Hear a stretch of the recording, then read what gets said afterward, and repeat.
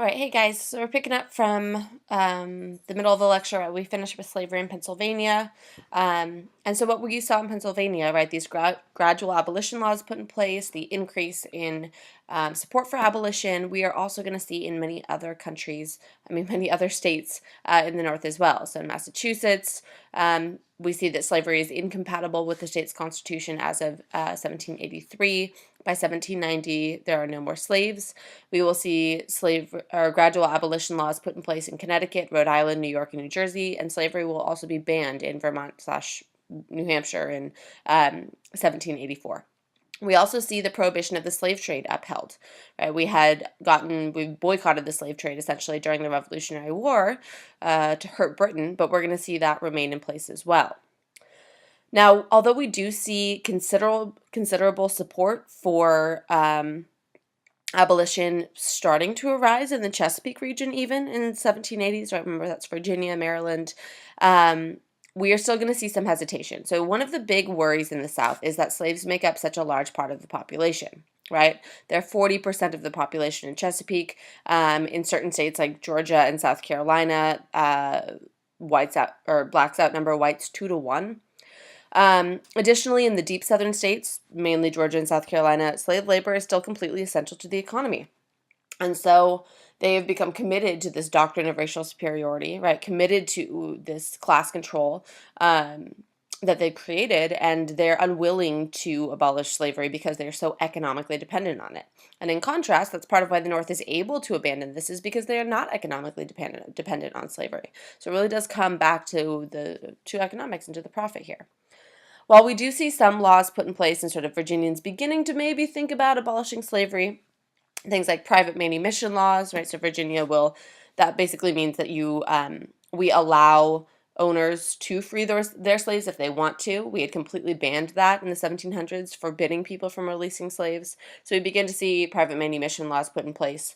So 1782 in Virginia, 1787 in Delaware, and 1790 in Maryland. So despite the fact that the South has these revolutionary principles, they're unable to fully commit to this. But again, we still see some elements of this growing abolition. One of the things that we see with the revolution is that the Chesapeake in particular, the tobacco economy had begun to decline. And so that reduces the need for field labor, right? We also see an anxiety over Black rebelliousness. We see some revolutionary principles come into play. And so all of that leads to this idea that, hey, maybe we actually should get rid of the slave trade. But again, we don't fully do it. And so this is all going to come back. But this is just evidence of this move away from the commitment to slavery. Of course, that will all change, as we'll see. But this is what we see in the beginning. Okay, so we're going to switch gears here a little bit. We are going to talk about one of these defining moments in U.S. history where, it's one of those we don't normally talk about, but it really changed the way that we do government, and that's Shays' Rebellion. So Shays' Rebellion is the catalyst for the creation of the Constitution. There's many reasons, as we've been seeing, that contribute to this, but Shays' Rebellion will really push for that. And with this sort of show of frustration from these farmers, we're going to see a lot of other state constitutions change as well. So Pennsylvania, for example, will replace their constitution in the aftermath of Shays' Rebellion because they're worried that it is too democratic and giving too much power to the people, and Shays' Rebellion scared them with that. So by 1790, that's Pennsylvania. So for Shays' Rebellion, what we really begin seeing is farmers and the rural areas of Massachusetts very much struggling in the post-Revolutionary War. There are huge, crippling debt with the economy in shambles. Farmers had borrowed a lot of money during the Revolutionary War to produce more and are now having to pay it back because they weren't paid, as well as they should be. And because of that, there's all these people being thrown in debtor's prison. Debtor's prison is not a pleasant place to be. Debtor's prison is a really horrible, cold prison where you're stuck there. And so we start seeing this credit crisis, and we start seeing this horrible pattern of these rural farmers and this sort of divide from the eastern side of Massachusetts be left in these really terrible situations where their farms are being taken away, their homes are being taken away, their families are being taken away, and they're thrown in jail where they're sort of left to die.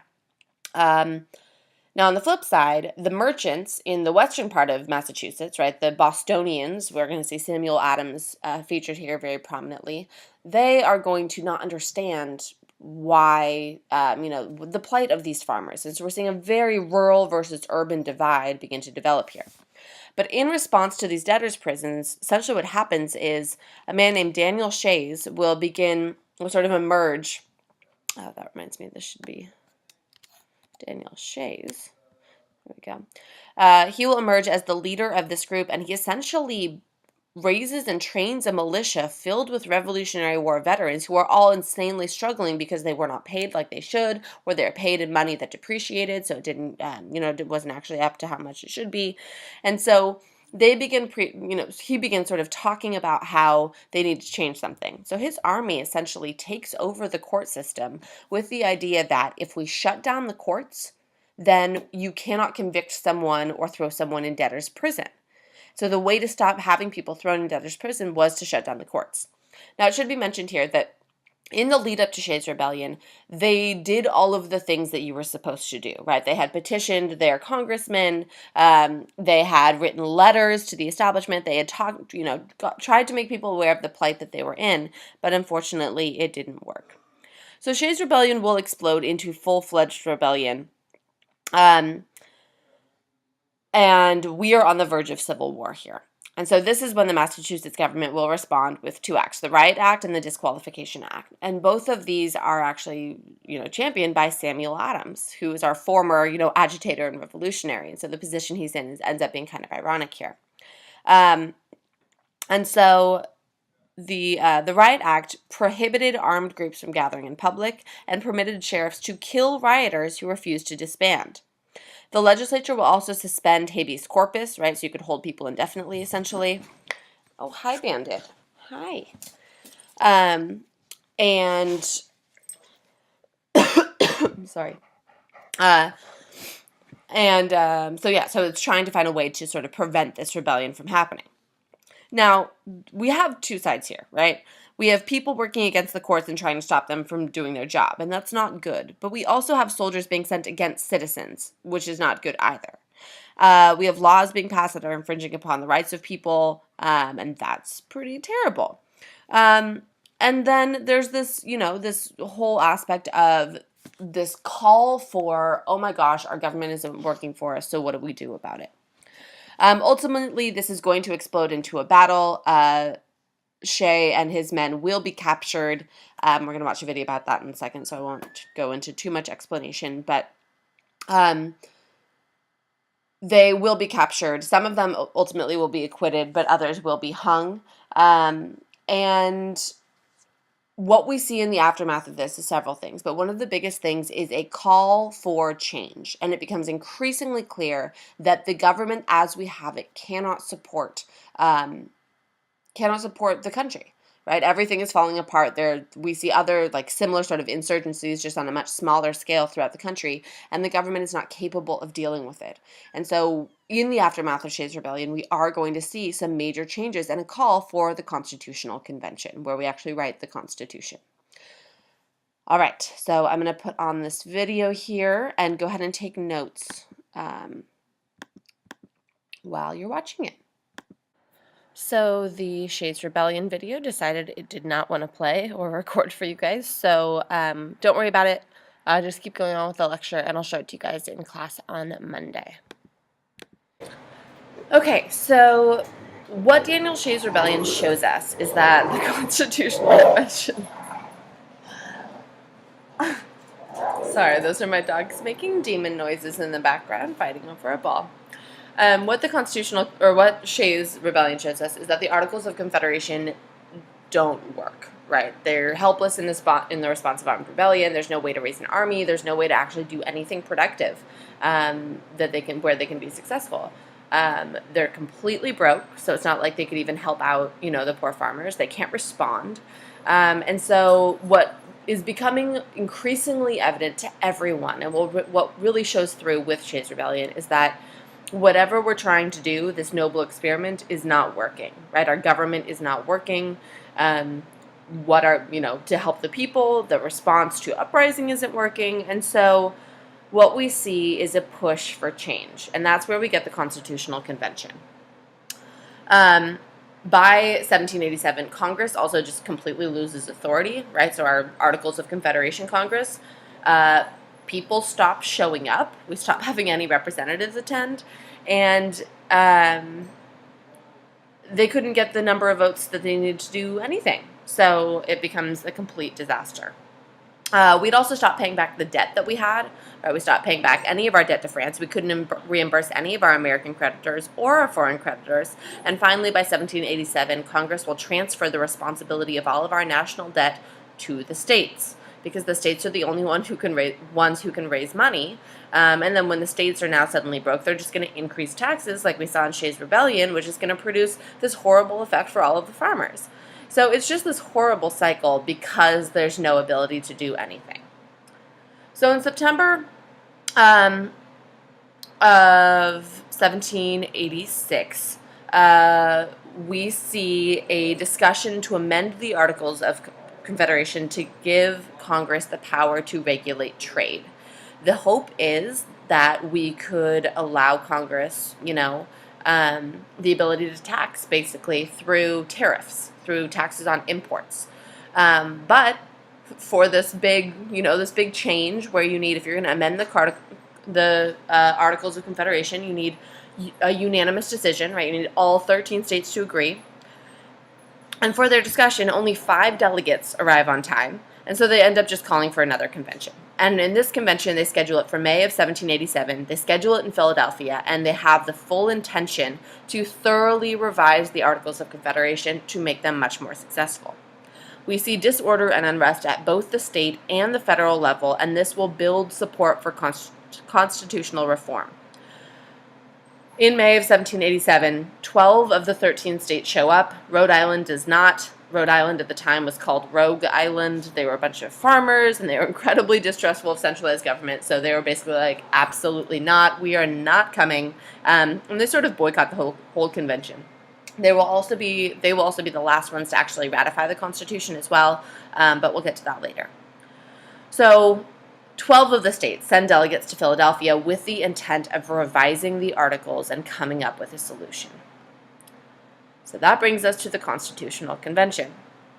We have 55 men who served in the convention, and the convention lasts 4 months. The intent is to simply reform the Articles, but they end up making something entirely new. And this new thing will be the Constitution, which is, what we have now. That's the supreme law of the land. It dictates how our government runs. It creates the 3 branches of government. It creates our system as we have it. So of the delegates who show up, some of these overlap, so that's why the numbers don't add up perfectly, but of the 55 people there, 21 of them are practicing lawyers, meaning they're actively practicing, right, and familiar with law. 13 of them are educated in law, although not currently practicing. 7 are merchants, 18 are farmers, and 19 own slaves. So we have, a little bit of a range there in terms of what type of people are showing up. But most of them are wealthy, so they do have that.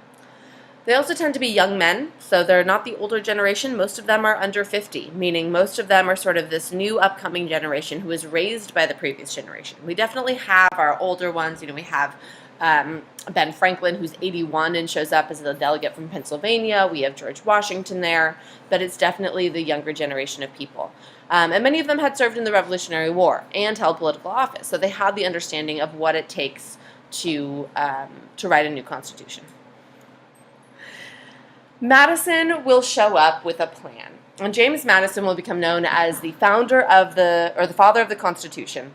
He doesn't actually have any real sort of role in the proceedings, but what he does have is a proposal, and that proposal will largely be adopted as our Constitution with some minor tweaks. He was very shy. He was 36, so he was really young, and he was a planter and a slaveholder, and he's from Virginia. And he didn't really want to reform the Articles. Rather, he kind of wanted to create something completely new. and with that, he wanted to create a stronger centralized government. He sees the state constitutions as far too democratic, with too much influence of the common people. He believes that people should be represented, but he also believes that their power should be constrained. So he sort of falls right in the middle of this idea, sort of the Hobbes Locke idea, right? He doesn't really trust people, but he also really does believe they need to be represented. So he's seen as more of a moderate, but he definitely does not like, the constitutions of Pennsylvania that we talked about. He's more of like a Massachusetts Constitution guy. He believed thoroughly that authority needed to be in the hands of well-educated, propertied men. So with this Constitution, what we're going to see here, or at this convention, we see some very important people absent, right? Thomas Jefferson is not there. He's actually in France, negotiating and whatnot. That's where he's going to fall in love with the French and the French Revolution and all of that. John Adams isn't there. He's also alien overseas. Samuel Adams leaves by choice because he doesn't believe in what they're doing, particularly after everything that happened with Shays' Rebellion. And then Patrick Henry also refuses to come because he's such a huge states' rights activist. Most of them support a plan to put a little bit more power in the hands of the national government because clearly things haven't been working well. So this brings us to the Federalists versus the Anti-Federalists. And this is where we're going to see the rise of two very opposing political views. On the Federalist side, we have people like Washington, definitely Hamilton, Madison, and John Jay. And what they support is a stronger national government. And they do this largely because they see the ineffectiveness of decentralized government under the Articles of Confederation.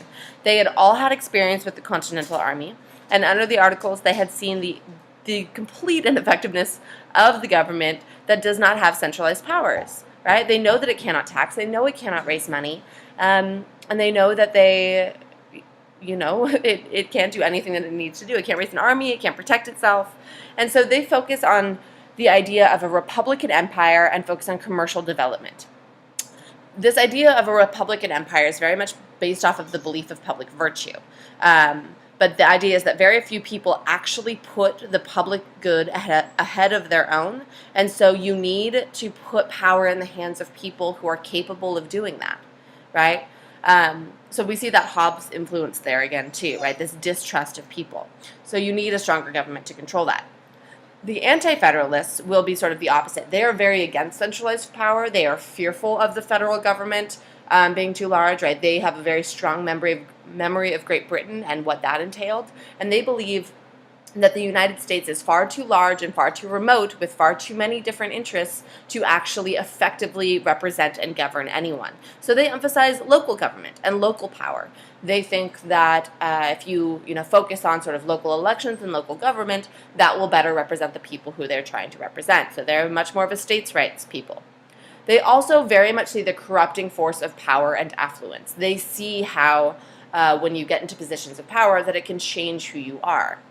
So the Anti-Federalists essentially will boil down to this idea of fear of a too strong of a centralized government. And they also very much fear that the proposed Constitution, they think it doesn't have the barriers against corruption and the abuse of power that it needs. And so ultimately what will get many of the Anti-Federalists to agree to the Constitution and join the Federalists is the promise of an addition of the Bill of Rights. They want a Bill of Rights in place to protect people from the government. And so with that, that's when we will see many Anti-Federalists end up joining the Federalists. And that's how the Constitution will ultimately get passed. So when we think about political parties as a whole, the Federalists and the Anti-Federalists are not technically our first political parties. They are just, because this is before we even have the government that we have today, right? This is simply over the ratification of the Constitution. Are we in support of it or are we against it?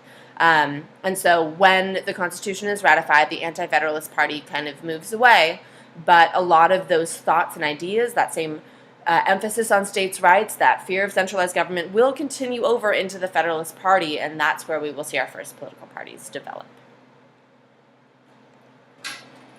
So as we get into this discussion about which plan, right, what we should do, we're going to have two different plans proposed. And the first is Madison's plan. This is the Virginia plan. And the Virginia plan essentially scraps the Articles of Confederation. So, okay, Articles, you're not working, we got to come up with something new, we're throwing you out. So it proposes a much stronger centralized government.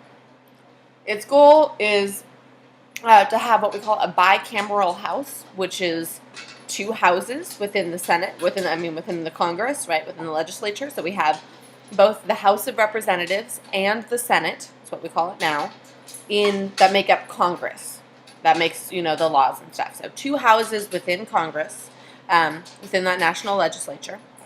He wanted the lower house to be elected by the people, and the upper house chosen by the lower house, right? And so he pulls a lot of that off of the Massachusetts Constitution, actually. He wanted a president, right? But he wanted them to be named by Congress. So he thought that Congress should choose who their leader was, and therefore they could all sort of make those decisions. And that means that only one of those positions really is actually elected by the people, right? He also wanted a national judiciary, so he wanted a judicial branch. He wanted 3 branches of government. And he thought that they should be able to review the constitutionality of federal laws, right? That idea of a check and a balance on power. So he sees that as a way to make sure that the federal government doesn't end up getting too much power. Now, the small states are going to be like, absolutely not, right? They think that this is absurd and completely unfair to them. And that is largely because Madison thought that the representatives for the legislature or for the Congress should be determined not by equal representation per state, but rather by population. So in both the lower house and the upper house, it should be solely based off of population. So the larger the state population-wise, the more representatives they would get. Now for small states, they think that this is completely unfair because they think the desires of the big states would completely overweigh the desires of the small states.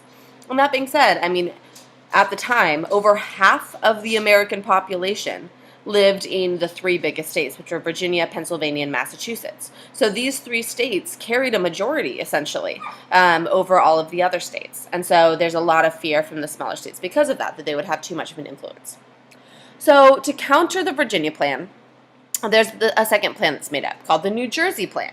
If you can guess, this is with smaller states. So the New Jersey plan essentially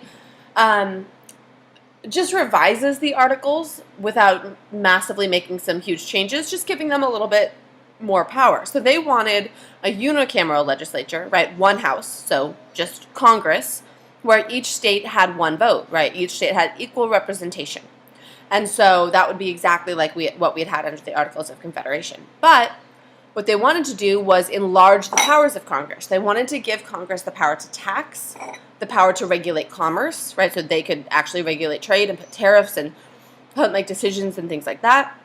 And they wanted to give them the power to be able to compel states to obey laws. So essentially give them enforcement power, right? If there's a law and Congress or the states are disobeying that law, Congress can actually have the power to enforce it. So all of this would be done with the Articles of Confederation as the basic structure of government, but with that additional power, they thought that would solve a lot of the problems that we'd been seeing with Congress, right? They were trying to address every problem that they had seen with the Articles and propose it in that sense. And they thought that this would better represent everybody, right? They're like, well, this way we will actually have representation and not just get steamrolled. So what we begin to see here are the emergence of several key issues that we're going to have to compromise on, and that compromise is what will create the Constitution. So several of our major issues here, right? Big states versus small states. How do we deal with representation there? Should we have equal representation? Should it be based off of population? How do we figure out which states have more say than others? Additionally, we have to figure out the balance of power between the national government and the state government, right? How much power should national government have? How much is too much? But how much is too little, right? We've seen that it can be too little. So where do we find that balance? We also have to figure out an executive branch, right? How do we get an executive to govern but not endanger liberty and not be in a position where they will turn into a tyrant like we fought against? And then we have issues of slavery and the slave trade, right? And this will be huge. We're going to see huge different regional differences because of slavery. So states that have slavery and want the slave trade, right, that's going to be very different than states who don't, and states who are not reliant on that. And that will be one of the biggest issues for Southerners, particularly in the Deep South, who really, who really want to maintain that, that economic system because they see it as vital to their survival, even though it's a horrible institution. And then we see this big divide, which is very, a lot of that is centered around slavery and the slave trade, although we will see other economic issues like, the centralization of cities in the North versus in the South, and trade issues, as well as slavery. So that all comes and falls into this divide between North and South, these sectional differences and regional differences between the different regions of the country and what their needs are. So we really will see these issues emerge and sort of help us, and the compromise that we have between these issues will create the Constitution. And that ability to compromise is part of why we looked at the Constitution as such a unique and really impressive document. So, the great compromise is reached when we take the Virginia plan and we combine it with the New Jersey plan to create the Constitution. So that's the great compromise. So what does that look like? Well, on July 2nd, we finally figured this out. So July 2nd of 1787. We decide that the representation of the lower, so first we decide that there will be two houses, right? We agree to two houses in government. And the big compromise here is that the lower house will be based off of representation, right? Will be based off of population. So whatever the population is of that state, they will get more representatives if they are larger and less representatives if they're smaller. So that appeases the big states. And then we decide that in the Senate, the upper house, we will have equal representation. So each state will have two representatives, right? So that appeases the smaller states. So because neither can have a majority, right? It's not like all of the small states can band together to pass something through. But if they don't have enough, votes in the lower house, then they're not going to be able to get it passed. Same with the lower house. Even if, the population from these three states wants to pass something through, unless it's okay with the smaller states, they're not going to be able to pass it. So this balances it out, and the attempt is to force compromise. So for the lower house, this is what we now call the House of Representatives, right? The House of Representatives would be elected by voters directly. So we, the people, would elect the voters, and we would elect them for a 2-year term. The population would then be determined by what we call the 3/5 compromise, and we'll go into this in more detail later. But the 3/5 compromise is basically a decision to count the black population as 3/5 of a person. So that's how we determine population, both for representation as well as for taxes.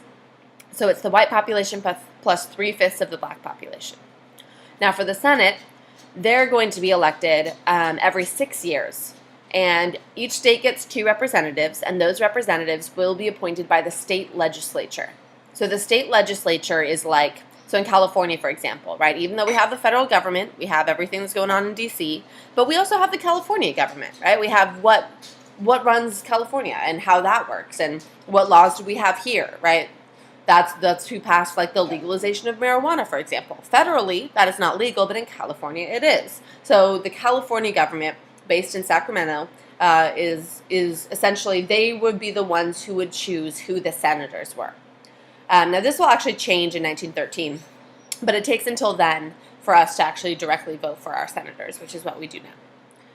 So a couple other things that we throw on here is that with this ratification, right, this really is going to turn us more into a national government, a federal government, more of a nation versus a confederacy of states. So with the passage of this Constitution and giving a little bit more power to the federal government, this really brings us in and makes us united in a way that we weren't in the same way before. So this really unites the United States together and makes us a nation for the first time. In order to amend the Constitution, we also declared that rather than needing a unanimous decision, like you did under the Articles, you would only need 3/4 of the states to amend the Constitution. And the intention here really is to create stability and strength that the Articles lacked. And the hope was that the Articles of Confederation, where they lacked, the Constitution would step in, and they would create that stability, and they would create that strength.